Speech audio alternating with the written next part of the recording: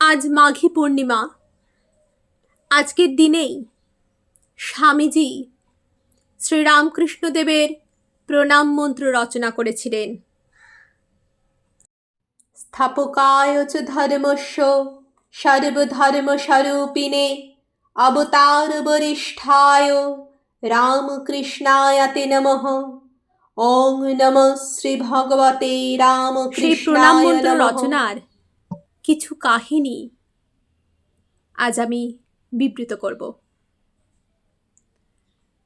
1898 খ্রিস্টাব্দের 6 ফেব্রুয়ারি স্বামীজি বরানগরের নিকটস্থ আলমবাজার মঠ থেকে রামকৃষ্ণপুর ঘাটের উদ্দেশ্যে রওনা দিলেন।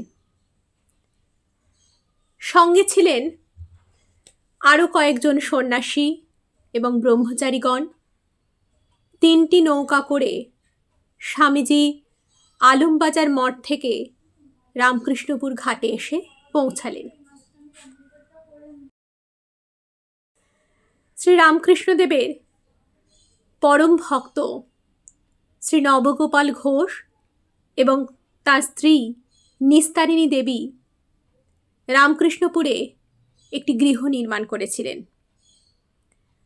তাদের ইচ্ছে ছিল সেই গৃহে শ্রীরামকৃষ্ণদেবের বিগ্রহ প্রতিষ্ঠার। তো মাঘী পূর্ণিমার দিন স্বামীজি রামকৃষ্ণপুর ঘাটে নেমে নবগোপাল ঘোষের সেই গৃহের উদ্দেশ্যে রওনা দিলেন। গেরুয়া বসন পরে, মাথায় পাগড়ি পরে, খোল বাজাতে বাজাতে খালি পায়ে তিনি নাচতে নাচতে ওরে দিগম্বর এসেছ কুটির ঘরে এই গানটি করতে করতে এগিয়ে চললেন নবগোপাল ঘোষের গৃহের উদ্দেশ্যে। বাড়ির দোতলায় খুব সুন্দর ঠাকুর ঘর। সেখানে সিংহাসনের ওপর শ্রীরামকৃষ্ণদেবের পোর্সেলেনের মূর্তি রয়েছে। স্বামীজি ইউরোপ থেকে আসার সময় শ্রীরামকৃষ্ণদেবের 5টি ধ্যানস্থ ছবি প্রিন্ট করে এনেছিলেন।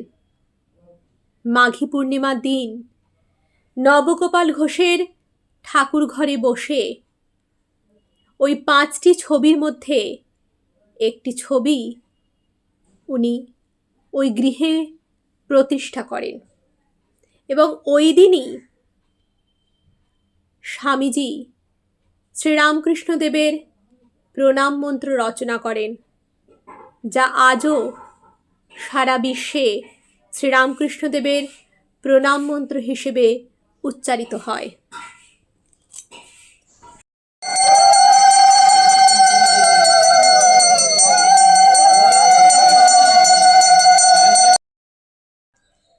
ওই দিন মঠে ফেরার আগে স্বামীজি নবগোপাল ঘোষের স্ত্রী নিস্তারিণী দেবীর হাতে তার মাথার পাগড়িটি খুলে উপহার দিয়ে আসেন। মন্দির প্রতিষ্ঠা, প্রণাম মন্ত্র রচনা এবং স্বামীজির আগমনকে কেন্দ্র করে প্রতি বছর মাঘী পূর্ণিমার দিন নবগোপাল ঘোষের গৃহে উৎসব পালিত হয়।